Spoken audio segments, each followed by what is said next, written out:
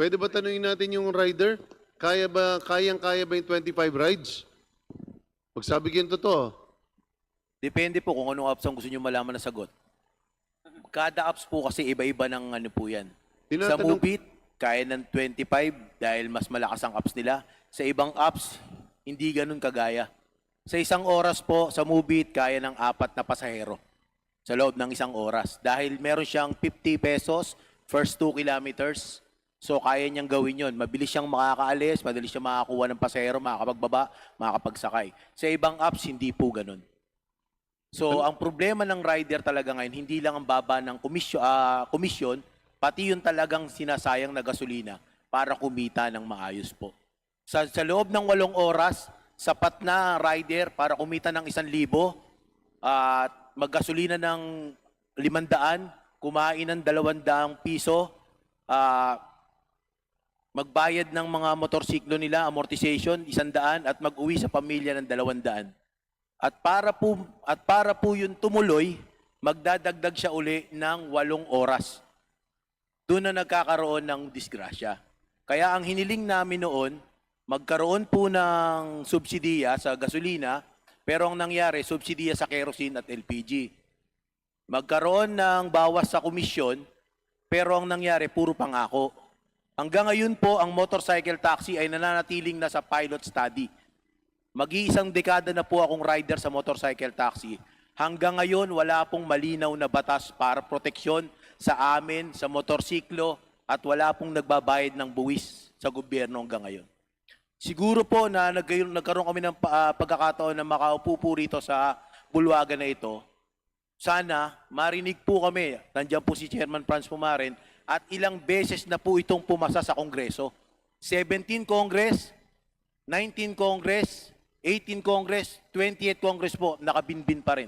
Hindi ko po alam kung anong pag-aaral pa ang kailangan para talaga tuluyan ng maisabatas ang ano. Ngayong dumami na po yung bilang at nagkaroon na po ng problema dahil sa mga humihingi ng ayuda. Ang totoo po, hindi po namin kailangan ng ayuda.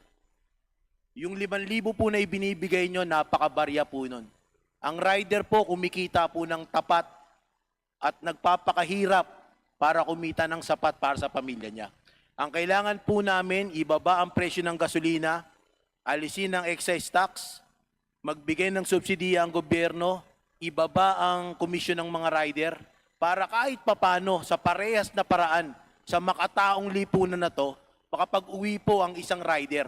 Bagamat hindi po kami nasa uring manggagawa na merong SSS, na merong Pag-ibig, na merong PhilHealth, nananatili ang mga rider na umaasa. Buti ang Moovit, walang bayad ng insurance. Pag mamatay kami, kahit papano yung mga asawa namin, may 1,000,000 na makukuha. Hindi ko alam sa ibang platform kung nagbabayad sila ng mga insurances nila. Pero kami, ang sa amin lang, andito na lang din kami, maganda po yung naging panukala ni Congressman Brian. Nanay niya pa nga po yung kausap ko noon eh. Ngayon, congressman na po siya. Hanggang ngayon po, nananatiling nakabinbin ang Motorcycle for Hire Act. At Salamat. papatanggal pa po ni Congressman Rupus yung isa pa. Maraming salamat. Nakakalungkot na Congressman Rupus, wag naman po sana. Dahil ang lahat po ng numero na binanggit nila na 200,000 plus, mga tao po yun, mga rider ko po yun. Hanggang ngayon po, kahit sa totoo lang po, hirap na rin kami. Hindi lang kami pwede mag-rally. Dahil naikiusap po kami sa gobyerno, kada kongreso, na sana may sa batas na to. Ngayon na pag-usapan po ang pagbaba ng komisyon nila, malaking bagay po sa amin. Sana naman po, ang sunod naman namin na marinig, matanggal yung excise tax, matanggal ang VAT, magkaroon ng subsidiya na hindi na kailangang ibigay sa amin na para kami mga nagmamakaawa, para kaming mga mangingisda, para kaming mga farmers, para kaming mga uring manggagawa na kailangan lagi kaming maninikluhod po sa inyo. Ang sa amin lang naman, kami po naghahanap buhay kami ng maayos. Hindi po namin kailangan ng subsidiya. Hindi po kami mga inutil. Hindi po kami mga tamad. Meron po kaming motorsiklo na nagkakaalaga ng 60,000 hanggang 100,000 na itinataya namin araw-araw para kumita po kami ng marangal. Ang sa amin lang po, pag naging legal ito, tsaka nyo po sila balikan lahat. Maraming salamat po. Maraming salamat. Basta